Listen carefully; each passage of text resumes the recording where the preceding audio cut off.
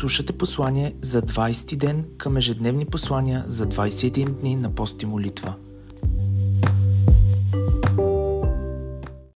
Църквата. Нека да се молим за църквата в България, по света и Израел. Замисляли ли сте се колко стара е идеята за Божия дом?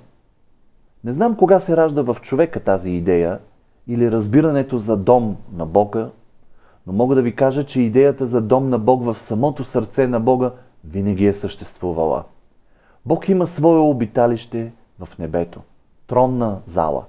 Имаме трон на Бог, около него имаме херовими с криле, пазители на трона, които и увеличават неговата слава и светлина.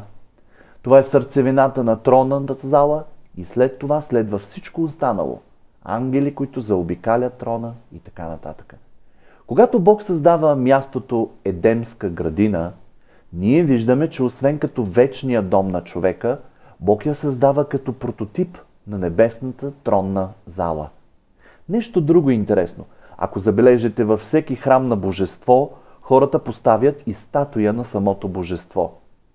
Тук в Едемската градина Бог не прави своя безжизнена статуя, но Той създава своя жива статуя, която е създадена по образ и подобие на Него самия, а именно човека.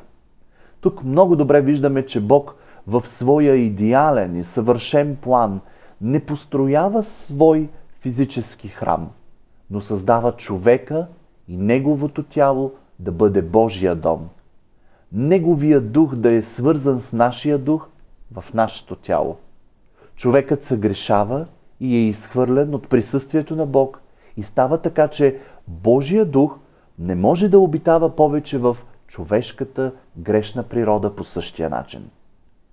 Минават се хилядолетия, в които Бог си намира хора и започва да общува с тях, като слиза при тях, говори си и след това си отива. Авраам е приятел на Бог. И в същото време виждаме, че той не построява храм, параклис на него. Авраам се среща с Бог под открито небе. Издига му олтари, моли се и отива на следващото място. Авраамовото потомство се разраства и става силен народ, на който Бог решава да се изяви мощно и да ги заведе на планината Синай, където да се запознае с тях и да започне да живее между тях. Виждаме как Бог поисква от Мойсей да създаде отново не стационарен храм, но подвижно обиталище, където да слезе веднъж и завинаги да обитава сред народа си. Мойсей прави такова обиталище. Нарича я скиния. Бог ясно му описва как да я направи с подробности, като сякаш отново виждаме прототип на небесната тронна зала. Виждаме двор, свято и пресвято място. Мястото, където е пресвятото място, никой не може да влиза само веднъж годишно, и то главния свещеник. Виждаме ковчега на завета. Над него херовими и между техните криле умилостивилището, което всъщност е капака на ковчега, и там, между херовимите и умилостивилището, Бог е обитавал. Давид продължава да дообогатява това място. Накрая Давид решава да построи дом за Бог.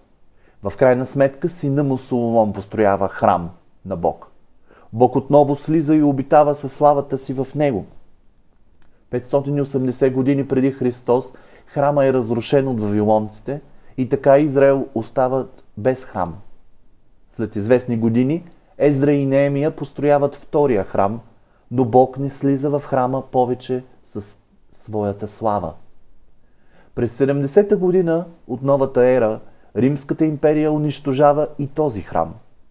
От тогава до днес, близо 3000 години Израел няма свой храм.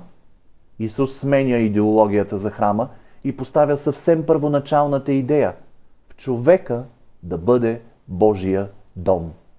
Така е и до днес. Възможно е Израел да си построят трети храм, както и ние си построяваме храмове, за да се събираме в тях. Но според вас, Бог ще слиза ли по толкова свръхестествен начин в такива обиталища, ръкотворени, направени от човек, и да обитава в тях, както е обитавал в първия храм? Не, защото от отдавна той се е отказал от храма на едно място и реши храма да бъде на много места, във всяко човешко естество, което повярва в него по целия свят. Законово положение е било в Израел, където има 10 човека, там е можело да се създаде синагога. Исус, като беше на земята, съвсем тенденциозно и гласно промени това, като каза, че там, където са 2 или 3, той е между тях.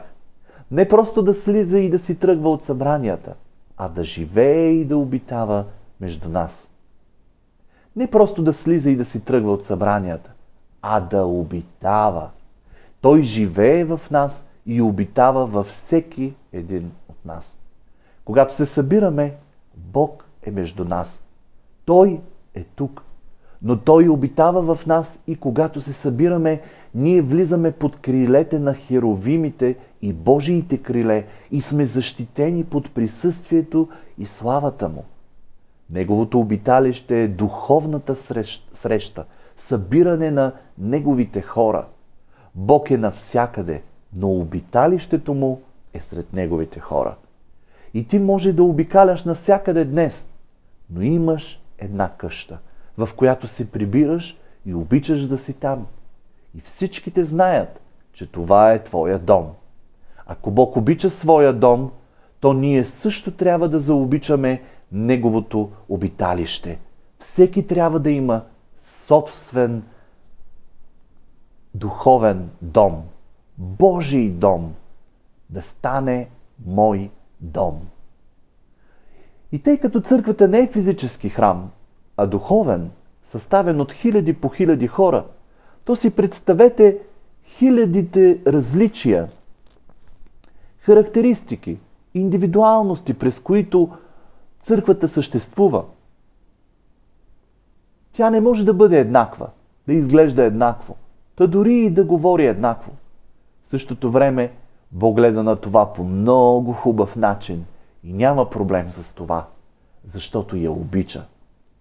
Много е важно да знаем какво Библията смята по въпроса за църквата и по-точно какво Новия Завет смята за църквата. Ако е важно какво смятаме за себе си като хора, създадени по Божия образ и подобие, които сме в Христос, какво можем да направим като такива, които сме в Христос, то е важно какво Исус смята за църквата. Знаейки това, църквата не трябва да остане сама със себе си и с Божието Слово, а да излезе и да го живее в света. Според Новия Завет, църквата на Исус Христос е славна църква. Христос възлюби църквата и предаде себе си заради нея. Той я изгражда. Той върви между златните светилници и в момента това е Неговата църква и Той ще я представи пред себе си без петно или бръчка. Но и можем смело да кажем, че въпреки грешките, които е правила църквата в историята, ако не е била тя, света нямаше да има своята история. Света продължава да се развива, защото църквата я усолява.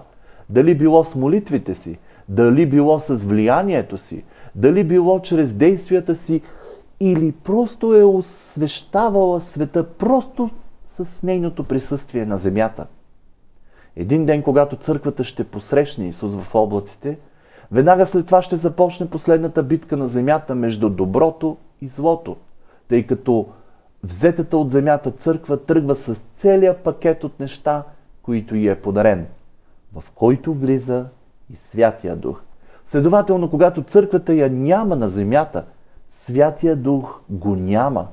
Останалите хора няма да могат да получат втори шанс за спасение на земята. Няма да има изобличение за грях. Ето защо хората ще озлобеят срещу Бог и ще започне последната битка на земята, в която ще победи Христос. И така обаче да се върнем от там, откъдето започнахме. Църквата усолява земята. Светът ще е различен без нея, независимо колко е силна нейната роля в обществото и дали изобщо прави нещо в обществото. Самото и присъствие на земята и в историята държи света в съществуване. Нашия Бог не е приключил с църквата си. Той продължава да върви между светилниците точно тук и сега. Църквата е преминавала през най-различни сезони и винаги е имала богопомазани служители, които да й помагат да намерят добрия път към промяна, обновление, възстановяване и прогрес. Църквата не трябва да живее с Божието Слово в своя дом, а и в историята като разгръщаща пълния си потенциал сред обществото и специфичната култура, в която живее, като тя самата пише историята и историята се движи около нея, като винаги трябва да бъде актуална в културата, в която я заобикаля. Божието Слово е онова, което не се променя и църквата винаги трябва да се обръща към него, за да остане това, което трябва да бъде и живее с тази абсолютна норма за църковен живот. Но историята и културата постоянно се променят и изискват промяна на формата и структурата на църквата. За да остане църквата свързана със света, в който трябва да служи и да влияе, за да остане актуална и с истинското й предназначение, без да бъде засегната по какъвто и да е начин, тя трябва да преживява постоянна метаморфоза, без да се променя непроменяемото послание, докато предава от поколение на поколение стандартите, идеите и целта на Божието царство на земята. Ето защо трябва много да се молим за църквата. Как ние самите да гледаме на църквата и нейното предназначение? Как ние самите да установим в себе си истината за църквата? Желанието никога да не се отделяме от нея и как да останем част от нея, като бъдем активни за Божието царство. Във време, когато повече от всякога църквата се отсява, пресява и то много здраво, във време, в което виждаме десетки хора да излизат от църквата, ходят от църква в църква или спират да ходят изобщо в църквата поради нараняване, огорчение или липса на всякакво желание и ненамиране на смисъл да бъдат част от нея, как ние да останем здрави части от организма на църквата? И какво можем да направим ние самите за църквата, от която сме част? Каква е съдбата на църквата и как нашата съдба е свързана с тази на Божието царство? Ние трябва да гледаме на църквата по различен начин. Трябва да вземем решение за живота си, винаги да бъдем част от църквата му и винаги да се молим за нея. Ние трябва да имаме зряло мислене и разбиране за църквата, тъй като обещанията в Библията за църквата са, че тя ще бъде такава, каквато никога досега не е била, ще ходи в такава сила, каквато никога не е имала, ще има такава власт, в каквато никога не е ходила, ще има такова помазание, каквото никога не е имала, ще извършва такива неща, които никога не е виждал. Ние искаме да сме част от тази църква. И за това сме тук. Силно вярваме, че и ти за това си тук. И няма да позволиш на никой и нищо да те разколебае по отношение на църквата и нейното предназначение днес и в бъдещето. Трябва да обичаме и да се молим за църквата му, а той има грижата да си я променя и да приготвя като своя невяста. Обичаш ли я и ти? Трябва да се молим за църквата на Христос на земята. Толкова е невероятно, че България е благословена с толкова много години църковна история по земята ни. Имаме голямо наследство, което върви с много благословения. Нека се молим за църквата в България, защото когато тя е благословена и е на мястото си, страната ни ще бъде благословена. Много е важно да се молим и за църквата по лицето на цялата земя, защото земята ни така ще бъде благословена. Нека се молим и за Израел, Божия народ. Онзи народ, който беше нужен, за да може Бог да си изяви на земята. Народ, който беше носител на Божието Слово и наредби. Народ, сред който Исус дойде, живя и служи. Народ, извършил своето на времето си, но и народ, в който Бог ще се прослави и ще извърши своята работа в последните времена, така че да завърши делото си сред тях. Божието Слово ни казва винаги да благославяме този народ, от който произлиза нашата вяра. Нека сега да го направи. Нека се молим за Израел. България е направила толкова много за Израел през годините и вярваме, че сме благословени от това, което народът ни е правил за Израел. Сега е нашето време. Нека да се молим за Израел. Нека да се молим и за църквата в България и в света. Амин.